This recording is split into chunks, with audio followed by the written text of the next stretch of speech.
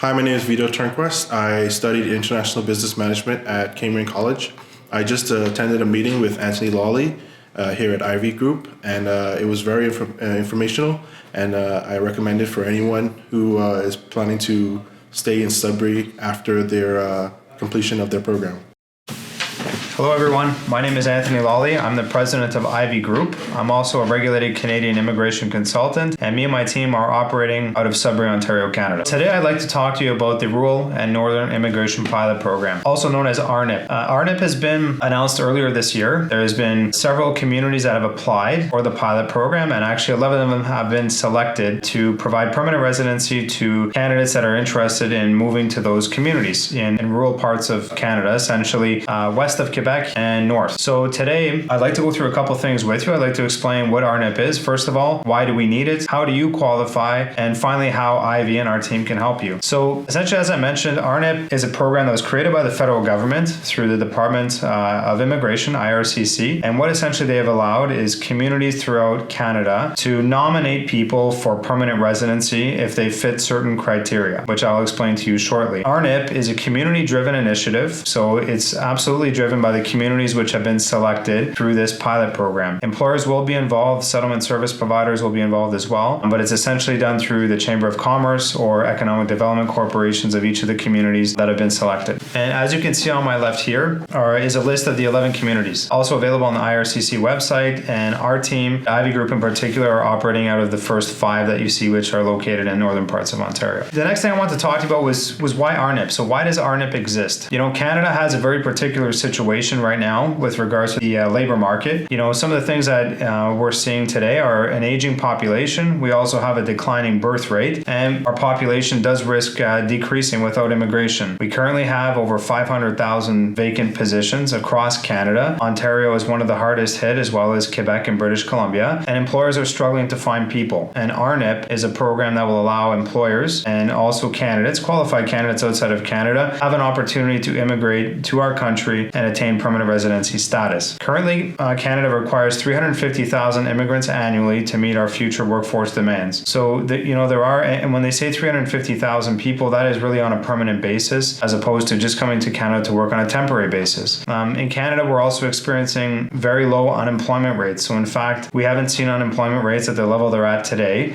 since the 1970s. Also, in areas of the country, such as northern parts or rural parts of the country, we're seeing significant numbers of out-migration. And out-migration is essentially people within our communities that are leaving our communities to go to bigger city centers like Toronto, Vancouver, or Montreal. So this is definitely causing issues for the communities that are not in those areas. And, RNIP is also designed in a way to help contribute to the economic prosperity of the communities that were selected. That's very important to help the survival, essentially, of those communities. So I guess the next question is, what the pilot program is, why we're putting in place, and I guess the next question you have is, do I qualify? So essentially what we have is we have 2 sets of criteria. There's federal criteria and community criteria, or community specific criteria. And what I'm going to start with here on the screen is what is the federal criteria in order to qualify for the program? So, one of the first things is work experience. The work experience needs to be relevant. It needs to be relatable, which means that, if you receive a job offer as a tradesperson, for example, you need to be able to demonstrate that you have that work experience. In fact, at least 1 year of work experience in the last 3 years that is relatable to that profession or to that NOC code, the NOC code. We have noted here that there is an exemption, however, for international students in particular situations where they do not need to necessarily demonstrate that work experience. As far as language is concerned, I do have it all listed here for you, but essentially, if you have a national occupation classification in the 0 or A level, you need to demonstrate CLB 6. And for those of you that are familiar with the immigration system in Canada, with express entry for the federal skilled worker stream, you do need to demonstrate at least CLB 7. So this is an advantage compared to the express entry system or through an application through the federal skilled worker stream. For NOC B, which is essentially our tradespeople or other technical level positions, it would be a CLB 5. And for anything in NOC level C or D, it would be CLB 4. When we're talking about education, there isn't a necessarily criteria that's required as far as university or college level education, but candidates will need to demonstrate that they have at least high school equivalency or Canadian equivalency by providing an ECA or an educational credential assessment if they do not have any education in Canada. So,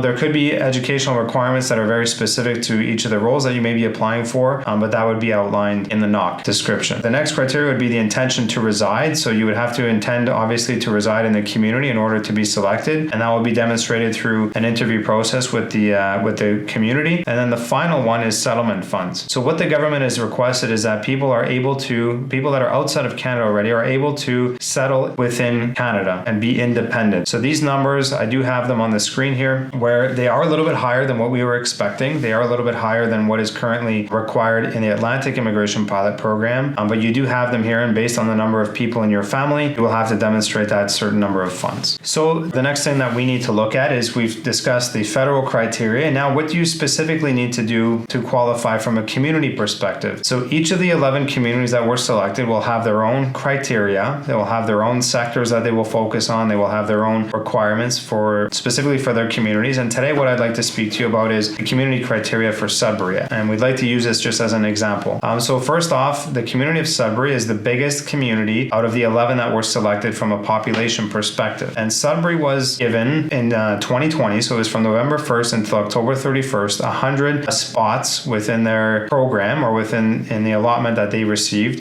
which means essentially that they're able to select 100 primary candidates. So this does not include family members. This is essentially the workers, and their family members do not count in that 100 spot limit or quota. The second thing that's required is that you receive a job offer. The job offer must be full-time, it must be permanent, and cannot be seasonal. Okay, that's really important to mention. And the other thing that's important, and what the other communities will probably be doing as well, is to assign sectors which will be important to their community and for the economic prosperity of their community, which will have the greatest value. And those sectors that have been identified in the Sudbury region are mining, supply and services, tourism, which includes hospitality, hotels, for example, or restaurants. So we're talking here chefs, cooks, wait staff, things like that. And the third one, I've highlighted and underlined this one in bold because it's very interesting, is that the other sector of importance is actually all industries and occupations or candidates that have lived in the community for greater than 2 years. So this is actually a very interesting opportunity for students that may have studied at any of the local post-secondary institutions in Canada for at least a period of 2 years. So this is a pretty great opportunity for those candidates. And the final thing is obviously a recommendation from the Community Selection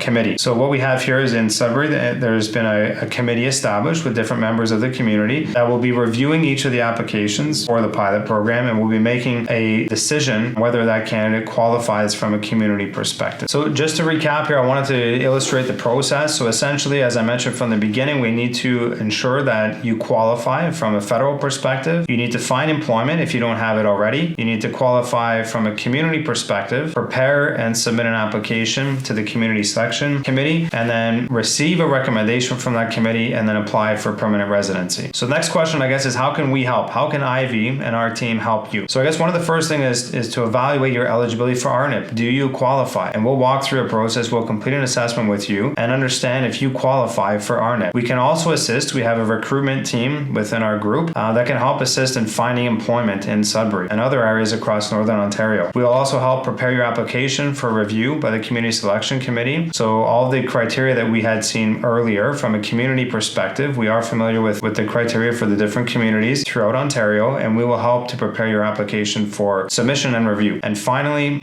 if you are selected, and hopefully you are, and you do get a nomination for permanent residency, our team will also help you with that. The other thing I noted at the bottom is RNIP is not for everybody, okay? There's very specific criteria. So throughout the process, what we will do right from the beginning is if you don't qualify for RNIP, we're also able to speak to you about other opportunities and pathways that may exist for you and your family for permanent residency in Canada. If you'd like to learn more about RNIP and if you qualify or other pathways to permanent residency in Canada, please feel free to reach out to our team at info@iveygroup.ca or please pay us a visit at iveygroup.ca. Thank you.